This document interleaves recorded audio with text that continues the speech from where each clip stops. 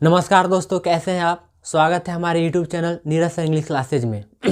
आज हम देखेंगे वॉइस पार्ट 2। जी हाँ, मैं वॉइस का एक और वीडियो पहले ही आप लोगों के लिए बनाया हूँ। उसमें मैंने पूरे टेंस का कवर किया है। मैंने एक ट्रिक बताया है कि कैसे बनाना है। तो अभी देखते हैं वॉइस पार्ट 2। तो अभी हम देखते हैं मॉडल वर्ब्स। जी हाँ, कि अगर किसी सेंटेंस में मॉडल वर्ब का उपयोग हुआ है तो वैसे सेंटेंस को हम पैसिव वॉइस में कैसे बदलते हैं। तो मॉडल वर्ब के बारे में जो ज़रूरी बातें हैं आपको जानना चाहिए वो यह है कि मॉडल वर्ब का प्रयोग किसी भी वाक्य में सिर्फ और सिर्फ हेल्पिंग वर्ब के रूप में होता है। जी हाँ, आपको ये समझना होगा कि अगर किसी सेंटेंस में इनमें से किसी भी मॉडल वर्ब का उपयोग हुआ है तो आपका हेल्पिंग वर्ब है, यानी कि इसके बाद कोई ना कोई एक और मेन वर्ब रहेगी। तो जब हम मॉडल वर्ब वाले सेंटेंस को पैसिव वॉइस में चेंज करते हैं तो एक अलग से वर्ड आता है बी।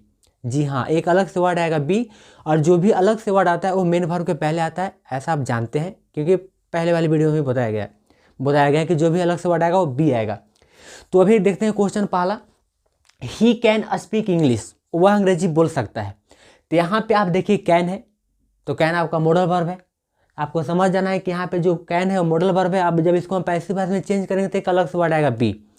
तो ही यहाँ पे आपका सब्जेक्ट है, शुरू में है, और कैन यहाँ पे आपका मॉडल वर्ब है। मॉडल वर्ब को हम हेल्पिंग वर्ब भी कर सकते हैं यहाँ पे, और स्पीक आपका यहाँ पे मेन वर्ब है, और इंग्लिश आपका यहाँ पे ऑब्जेक्ट है। तो जब इसको हम पैसिव वॉइस में चेंज करेंगे तो इंग्लिश अभी जो आपका एक्टिव वॉइस का ऑब्जेक्ट है, पैसिव वॉइस का सब्जेक्ट बनेगा। तो इंग्लिश हो गया। इसके बाद जो हेल्पिंग वर्ब का प्रयोग हुआ है, जो मॉडल वर्ब का उपयोग हुआ है एक्टिव वॉइस में, पैसिव वॉइस बनाते वक्त भी उसी मॉडल वर्ब का उपयोग करना है। तो आपका कैन है तो यहाँ पे भी कैन हो गया। और आपको बताया गया है कि मॉडल वर्ब वाले सेंटेंस में एक अलग से वर्ड देना है बी। तो जी दे दीजिए, बी दे दीजिए, कैन के बाद बी, क्योंकि आप बी आपको लिखना है मेन वर्ब के पहले। तो बी यहाँ पे हो गया। और स्पीक का भीतरी होता है स्पोकन। आपको बताया गया था कि वॉइस में हमेशा और हमेशा भी3 का प्रयोग होता है, चाहे वो किसी भी टेंस का सेंटेंस हो, किसी भी सेंटेंस का सेंटेंस हो, इससे कोई मतलब नहीं है। जब आप वॉइस बनाओगे तो उसमें जो वर्ब का प्रयोग करिएगा आप हमेशा और हमेशा भी3 करिएगा। तो स्पोकन, क्योंकि स्पीक का भी3 स्पोकन होता है, और बाई का प्रयोग हमेशा मेन वर्ब के बाद होता है, और बाई के बाद जो आएगा ये ही को जब हम ऑब्जेक्ट जगह पर लिखेंगे तो हिम होगा। तो हो गया English can be spoken by him. इसका शॉर्ट रूल क्या होगा, सब्जेक्ट कहने का मतलब है कि एक्टिव वॉइस का जो ऑब्जेक्ट होगा वो पैसिव वॉइस का सब्जेक्ट होगा। तो सब्जेक्ट लिखने के बाद आपको मॉडल वर्ब लिखना है, उसके बाद आपको बी देना है, उसके बाद भी3 प्लस बाई प्लस ऑब्जेक्ट। एक और एग्जाम्पल देखते हैं, इंडिया में win the match, Bharat match जीत सकता है। तो इंडिया यहाँ पे आपका सब्जेक्ट है। अब यहाँ पे आपका मॉडल वर्ब में है, और विन यहाँ पे आपका मेन वर्ब है, और द मैच यहाँ पे आपका ऑब्जेक्ट है। तो यहाँ पे में आपका मॉडल वर्ब है। आप देख रहे हो कि में है, तो आपको समझ जाना है कि जब इसको पैसिव वॉइस में चेंज करेंगे तो एक अलग से वर्ड देना है बी। तो बनाइए। तो द मैच यहाँ पे आपका ऑब्जेक्ट है, जब इसको पैसिव वॉइस में चेंज करेंगे तो द मैच आपका पैसिव वॉइस का सब्जेक्ट बनेगा। तो द मैच लिख दिया तो आपका काम यहाँ तक खत्म हो गया। अब इसके बाद लिखना है मॉडल वर्ब। तो मॉडल वर्ब क्या आपका में है, तो द मैच के बाद में लिखिए, आपका काम यहाँ तक खत्म हो गया। अब लिखना है बी, तो में के बाद लिखिए बी। अब बी के बाद देना है भी3। तो विन का भी3 क्या होता है, ओन। इसके बाद भी3 बाद क्या देना है, बाई। तो उनके बाद बाई आ गया। इसके बाद ऑब्जेक्ट। तो इंडिया को जब हम ऑब्जेक्ट जगह पर लिखेंगे तो ये नहीं बदलेगा, क्योंकि नाम है।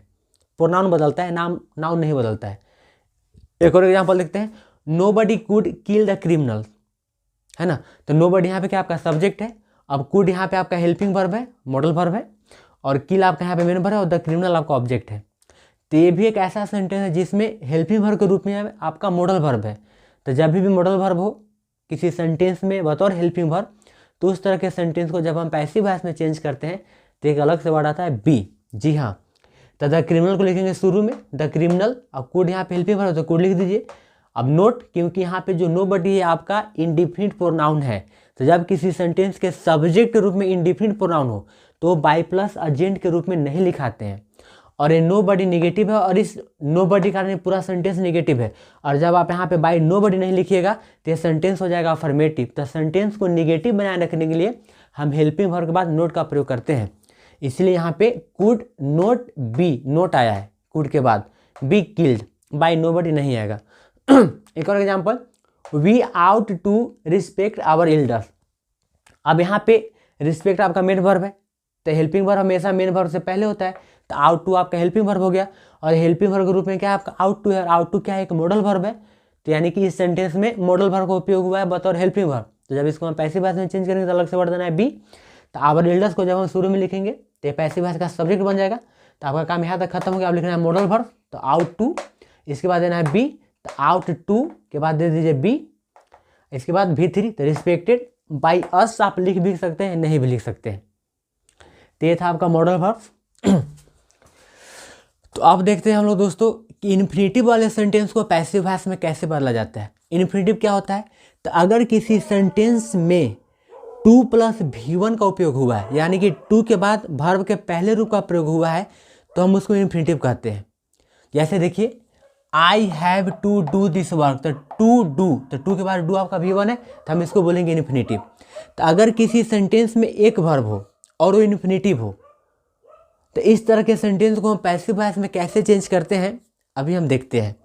तो जब इस तरह का सेंटेंस हो कि एक वाक्य में एक ही वर्ब हो और वो 2 + V1 के रूप में हो, तो इस तरह के सेंटेंस में कोई ना कोई हेल्पिंग वर्ब पहले से जरूर आपके क्वेश्चन में रहेंगे। तो हेल्पिंग वर्ब कौन कौन से हो सकते हैं, मैं यहाँ पे लिखा हूँ is, am, are, was, were, have, has, had. ये सब किसी वाक्य के बतौर हेल्पिंग वर्ब हो सकते हैं जब आप वॉइस पढ़ते हैं, और खास करके इन्फिनेटिव वाले सेंटेंस में। तो इन्फिनेटिव वाले सेंटेंस को जब हम पैसिव वॉइस में चेंज करते हैं, तो क्वेश्चन में जिस हेल्पिंग वर्ब का उपयोग हुआ है पैसिव वॉइस बनाते वक्त भी उसी हेल्पिंग वर्ब का उपयोग करना है, और एक अलग से वर्ड देना है बी। और आप इस बात को जानते हैं दोस्तों कि जो भी एक अलग से वर्ड आता है, चाहे वो बी हो या बिंग हो या बिन हो, वो हमेशा और हमेशा मेन वर्ब के पहले लिखा जाता है। तो यहाँ पे एक अलग से वर्ड आएगा बी, और इसको हम लिखेंगे मेन वर्ब के पहले। जैसे देखिए I have to do this work, तो आई यहाँ पे शुरू में है तो सब्जेक्ट हो गया, हैव यहाँ पे आपका हेल्पिंग वर्ब है, और डू यहाँ पे आपका वर्ब है, और दिस वर्क आपका ऑब्जेक्ट है। जब इसको हम पैसिव वॉइस में चेंज करेंगे तो दिस वर्क आपका पैसिव वॉइस का सब्जेक्ट हो जाएगा, और दिस वर्क लिखने के बाद आपको हैज मैं लिखा हूँ, क्यों, क्योंकि हैव और हैज का जोड़ा होता है। तो जब हैव रहे तो आप देखिए कि पैसिव वॉइस का जब सब्जेक्ट होगा उसके साथ क्या लगेगा, यहाँ पे सिंगुलर है तो हैज आ जाएगा। तो this work has to, to तो आपका पहले ही से है, और मैं क्या बोला हूँ कि जब भी इन्फिनेटिव वाले सेंटेंस को आप पैसिव वॉइस में चेंज करते हो तो एक अलग से वर्ड आता है बी, और बी आता है मेन वर्ब के पहले, और मेन वर्ब आपका डू है, और डू का भीतरी होता है डन, तो डन के पहले आ जाएगा बी, है ना। तो this work has to be done by me बन गया। आपने देखा कितना आसान है। बस आपको बस इतना समझना है कि अगर किसी सेंटेंस में जो मेन वर्ब है वो बतौर इन्फिनेटिव है, यानी कि 2 + V1 के रूप में है, तो उस तरह के सेंटेंस को जब आप पैसिव वॉइस में चेंज करते हैं तो एक अलग से वर्ड आता है जिसका नाम है बी, और ये लिखा आता है मेन वर्ब के पहले। एक और एग्जांपल देखते हैं, जैसे Radha was to buy chocolates, Radha को चॉकलेट्स खरीदने थे। तो यहाँ पे आपका सब्जेक्ट क्या है, राधा है, वाज आपका यहाँ पे हेल्पिंग वर्ब हो गया, टू बाय, टू बाय यहाँ पे आपका इन्फिनेटिव है, और चॉकलेट्स आपका ऑब्जेक्ट है। तो यहाँ पे वाज है क्योंकि यहाँ पे आपका राधा सब्जेक्ट है। जब हम इसको पैसिव वॉइस में चेंज करेंगे तो चॉकलेट्स आपका शुरू में आ जाएगा। आप देख रहे हैं कि चॉकलेट प्लुरल नाउन है, तो चॉकलेट के अनुसार मैं यहाँ पे वेयर लिखा हूँ क्योंकि चॉकलेट्स आपका प्लुरल है। तो वाज, वाज और वेयर का जोड़ा होता है। अगर किसी सेंटेंस में वाज आया है तो आपको समझना है कि वाज या वेयर का प्रयोग करेंगे पैसिव वॉइस बनाते वक्त। अब दोनों में से कौन, तो हम सब्जेक्ट देखेंगे, तो सब्जेक्ट यहाँ पे आपका है प्लुरल, तो चॉकलेट्स वेयर टू, टू तो पहले से है, और टू के बाद आएगा बी। अब बाई का भीतरी क्या होता है, बाउट बाई, राधा को लिखेंगे ऑब्जेक्ट जगह पर, राधा का राधा, नाम नहीं बदलता है। तो इन्फिनेटिव वाले जो क्वेश्चन होंगे उनको पैसिव वॉइस में बदलने के लिए यहाँ पे आपका शॉर्ट रूल लिखा गया है। शुरू में सब्जेक्ट लिखिएगा, उसके बाद आप हेल्पिंग वर्ब लिखिएगा, यानी कि सेंटेंस में जिस हेल्पिंग वर्ब का उपयोग हुआ है उसी हेल्पिंग वर्ब का उपयोग करना है। उसके बाद टू आपके टू देना है, उसके बाद बी देना है, उसके बाद V3, उसके बाद बाई, और ऑब्जेक्ट। ऑब्जेक्ट करने का मतलब है कि एक्टिव वॉइस का जो सब्जेक्ट होगा वो पैसिव वॉइस का ऑब्जेक्ट बनेगा। और एग्जांपल देखते हैं, जैसे he is to help the poor, तो ही यहाँ पे क्या आपका सब्जेक्ट है, इज यहाँ पे क्या है हेल्पिंग वर्ब है, हेल्प क्या आपका वर्ब है, और द पुअर क्या आपका ऑब्जेक्ट है। तो जब इसको हम पैसिव वॉइस में चेंज करेंगे तो द पुअर बनेगा आपका पैसिव वॉइस का सब्जेक्ट। तो लिखिए द पुअर। तो जब आपने द पुअर लिखा तो आपका काम यहाँ तक खत्म हो गया, आपने सब्जेक्ट लिख दिया। सब्जेक्ट लिखने के बाद आपको लिखना है हेल्पिंग वर्ब। तब यहाँ पे इज है तो इज एम आर का जोड़ा होता है। अब द पुअर के साथ आएगा आर, क्यों, क्योंकि द पुअर का मतलब होता है गरीब लोग, और ये प्लुरल है इसलिए मैं यहाँ पे आर लिखा हूँ। तो आपका सब्जेक्ट के बाद लिखना था हेल्पिंग वर्ब, तो द पुअर के बाद लिखा आपने आर, यानी कि आपका काम यहाँ तक खत्म हो गया। अब लिखना है क्या भाई, टू, तो टू दीजिए। टू के बाद क्या देना है बी, तो टू के बाद बी दीजिए। अब बी के बाद क्या देना है V3, तो हेल्प का V3 क्या होता है हेल्प्ड। इसके बाद दीजिए बाई, तो बाई दिया हुआ है, और ऑब्जेक्ट। तो ही को जब हम ऑब्जेक्ट की जगह पर लिखेंगे तो हिम होगा आपका। एक और एग्जाम्पल देखते हैं, यह देखिए they had to play cricket. तो यहाँ पे आपका हेल्पिंग वर्ब क्या हैड है, तो हैड अकेले होता है, हैड का कोई जोड़ा नहीं होता है। अगर किसी सेंटेंस में हैड का उपयोग हुआ है तो जब उसको हम पैसिव वॉइस में चेंज करेंगे तो आपका कोई भी सब्जेक्ट आ जाए उससे कोई मतलब नहीं, हैड को हैड में ही रखते हैं। तो यहाँ पे क्रिकेट आपका ऑब्जेक्ट है, जब हम शुरू में लाएंगे तो क्रिकेट हो गया, तो फिर आपका काम सब्जेक्ट लिख दिया आपने, इसके बाद हैड टू है ना, अब बी आएगा क्योंकि यहाँ पे जो आपका सेंटेंस का स्ट्रक्चर इन्फिनिटी वाला है, तो बी आएगा और बी का आएगा मेन वर्ब के पहले, तो cricket had to be played by, और देखो लिखेंगे ऑब्जेक्ट की जगह पर तो देम। तो अब हम लोग देखते हैं दोस्तों कि इंपरेटिव सेंटेंस वाले क्वेश्चन को पैसिव वॉइस में कैसे बदला जाता है। तो सबसे पहले देखते हैं कि इंपरेटिव सेंटेंस कहते किसको है। तो वैसे वाक्य जिनसे ऑर्डर यानी कि आदेश, एडवाइस यानी कि सलाह और रिक्वेस्ट यानी कि अनुरोध का बोध होता है, वैसे सेंटेंसेस को इंपरेटिव सेंटेंस कहा जाता है। तो वैसे वाक्य जिनसे ऑर्डर, एडवाइस और रिक्वेस्ट का बोध होता है उनको इंपरेटिव सेंटेंस कहा जाता है। इनको पहचानने का सबसे अच्छा तरीका है कि डायरेक्ट मेन वर्ब से शुरू होते हैं और नेगेटिव होते हैं तो डोंट से शुरू होते हैं। तो अभी हम लोग देखते हैं ऑर्डर वाले आदेश, यानी कि वैसे इंपरेटिव सेंटेंस जिनसे आदेश का बोध होता है उस तरह के वाक्यों को पैसिव वॉइस में कैसे बदला जाता है। जैसे देखिए क्लोज द डोर, दरवाज़ा बंद कर दो, एक ऑर्डर है। तो जब इंपरेटिव सेंटेंस से ऑर्डर का बोध होता है तो उस तरह के सेंटेंस को जब पैसिव वॉइस में बनाते हैं तो हम लेट से शुरू करते हैं क्वेश्चन को। जैसे कि आप यहाँ पे देखिए लेट से शुरू किया है, इसके बाद आपको लिखना है सब्जेक्ट। सब्जेक्ट कहने का मतलब है कि एक्टिव वॉइस का जो ऑब्जेक्ट होगा वो पैसिव वॉइस का सब्जेक्ट बनेगा।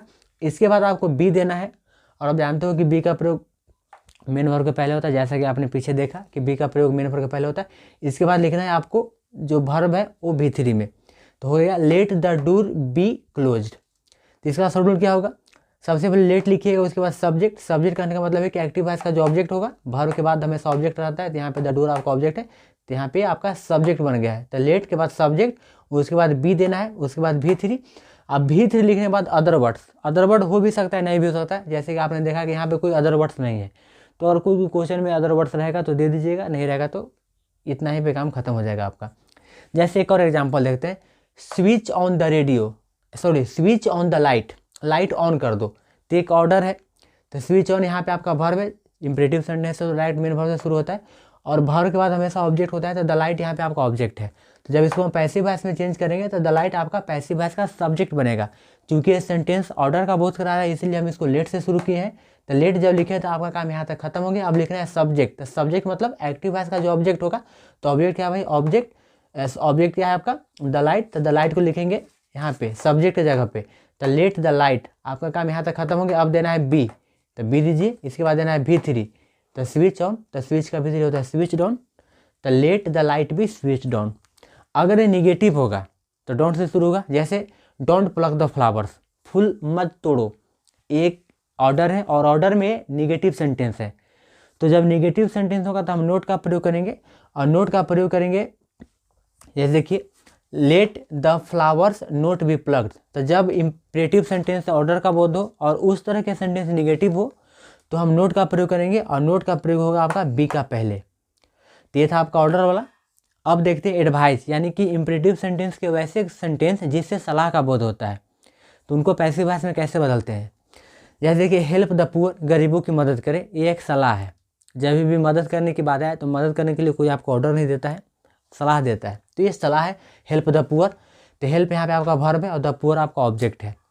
तो जब इंपरेटिव सेंटेंस वाले वैसे क्वेश्चन जिससे सलाह का बोध होता है, तो जब हम पैसिव वॉइस में उसको बदलते हैं तो हम लोग शुड का प्रयोग करते हैं। तो हेल्प द पुअर, तो द पुअर यहाँ पे आपका ऑब्जेक्ट है, इसको जब पैसिव वॉइस में चेंज करेंगे तो द पुअर आपका पैसिव वॉइस का सब्जेक्ट बन जाएगा, तो द पुअर शुड, और यहाँ पे भी बी आता है, the poor should be helped, गरीबों की मदद की जानी चाहिए। तो इसका शेड्यूल क्या हो जाएगा, शुरू में सब्जेक्ट लिखिएगा, यानी कि एक्टिव वॉइस का जो ऑब्जेक्ट होगा वो पैसिव वॉइस का सब्जेक्ट बनेगा, उसके बाद शुड सबके साथ आएगा, बी भी सबके साथ रहेगा, उसके बाद V3। और एग्जाम्पल देखते हैं, ये देखिए लव योर कंट्री, अपने देश को प्यार करो, तो शुरू में क्या है लव, ये आपका वर्ब है और योर कंट्री आपका ऑब्जेक्ट है। जब इसको हम पैसिव वॉइस में चेंज करेंगे तो योर कंट्री बनेगा आपका पैसिव वॉइस का सब्जेक्ट, है ना। जैसे देखिए है ना, तो सब्जेक्ट जब लिखा तो आपका काम यहाँ तक खत्म हो गया, है ना। योर कंट्री लिखा, अब आपको क्या लिखना है शूड, तो लिखिए योर कंट्री शूड, और शूड के बाद क्या देना है बी, तो शूड बी, इसके बाद क्या देना है V3, तो बी लव का V3 क्या होता है लव्ड, तो your country should be loved. इसमें भी एक नेगेटिव एग्जांपल देखते हैं कि अगर अगर एडवाइज वाले में नेगेटिव हो, यानी कि इम्परेटिव सेंटेंस तो हो और उसे सलाह का बोध हो और वो नेगेटिव हो, तो उसको हम पैसिव वॉइस में कैसे चेंज करते हैं। जैसे आप देखिए, डोंट चीट योर फ्रेंड्स, अपने दोस्तों को धोखा मत दो, है ना, एक सलाह है। तो जब नेगेटिव रहेगा तो नोट का प्रयोग होगा, और नोट का प्रयोग होता है हमेशा हेल्पिंग वर्ब के बाद, और यहाँ पे शुड आपका बतौर हेल्पिंग वर्ब उपयोग किया गया है, क्योंकि शुड आपका मॉडल वर्ब है, और आपको शुरू में बताया गया था कि मॉडल वर्ब एक वाक्य में बतौर हेल्पिंग वर्ब उपयोग होता है, और जब भी नोट का प्रयोग होता है तो हेल्पिंग वर्ब के बाद होता है, अगर सेंटेंस के अंत में फुल स्टॉप हो तो। ये देखिए, डोंट चीट योर फ्रेंड, तो ये आपका सलाह है, और सलाह में एक निगेटिव सेंटेंस है, तो योर फ्रेंड्स यहाँ पे आपका ऑब्जेक्ट है, योर फ्रेंड्स आपका ऑब्जेक्ट है, और चीट यहाँ पे आपका वर्ब है। तो जब इसको पैसिव वॉइस में चेंज करेंगे तो योर फ्रेंड्स आपका सब्जेक्ट हो जाएगा, यहाँ पे शूट सबके साथ आएगा, और यहाँ पे आएगा नोट, क्योंकि सेंटेंस निगेटिव है, तो नोट बी, और चीटेड यहाँ पे आपका वर्ब है। तो बस आप इतना ध्यान में रखना दोस्तों कि अगर इम्परेटिव सेंटेंस से सलाह का बोध हो रहा है और उसमें नेगेटिव सेंटेंस है तो शुड के बाद नोट का प्रयोग करना है ना। तो ये था आपका सलाह वाला। इसमें जो तीसरा और लास्ट सेंटेंस होता है वो आता है रिक्वेस्ट वाला, है ना, अनुरोध का जिससे बोध होता है। तो ऑर्डर और रिक्वेस्ट, ऑर्डर और सलाह में आप थोड़ा सा कंफ्यूज हो सकते हैं कि कौन ऑर्डर है कौन एडवाइस है, मगर अगर किसी सेंटेंस में जब तक प्लीज़ और काइंडली नहीं लगा रहा है वो रिक्वेस्ट नहीं हो सकता है। तो आप जब भी देखिए, अगर किसी सेंटेंस में प्लीज़ या काइंडली लगा है तभी वो रिक्वेस्ट होगा, अगर प्लीज़ और काइंडली नहीं लगा हुआ है तो रिक्वेस्ट नहीं होगा। अब प्लीज़ कहाँ आ सकता है एक वाक्य में, शुरू में भी आ सकता है, अंत में भी आ सकता है, बीच में नहीं आता है, शुरू में या अंत में आता है। प्लीज़ और काइंडली दोनों का मतलब होता है कृपया।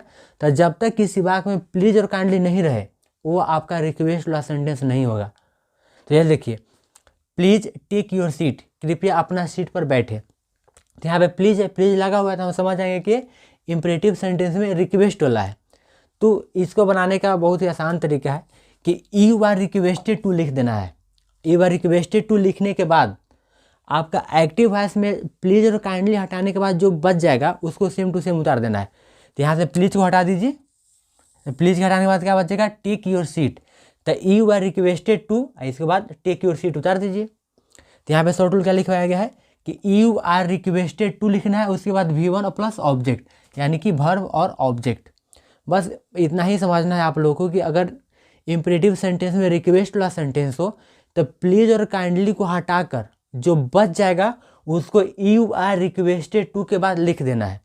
जैसे एक और एग्जांपल देखते हैं, give me this book please, give me this book please. तो जब इसको हम पैसिव वॉइस में चेंज करेंगे तो प्लीज को हटा देंगे, क्योंकि नियम यह है कि प्लीज और काइंडली को हटा देना है।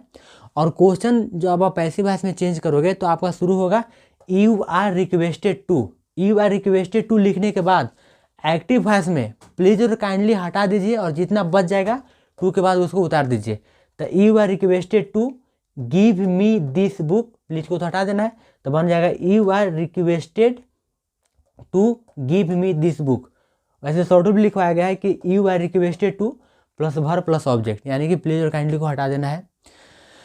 तो ये था वॉइस का सेकेंड वीडियो। उम्मीद करता हूँ दोस्तों ये वीडियो पसंद आई होगी।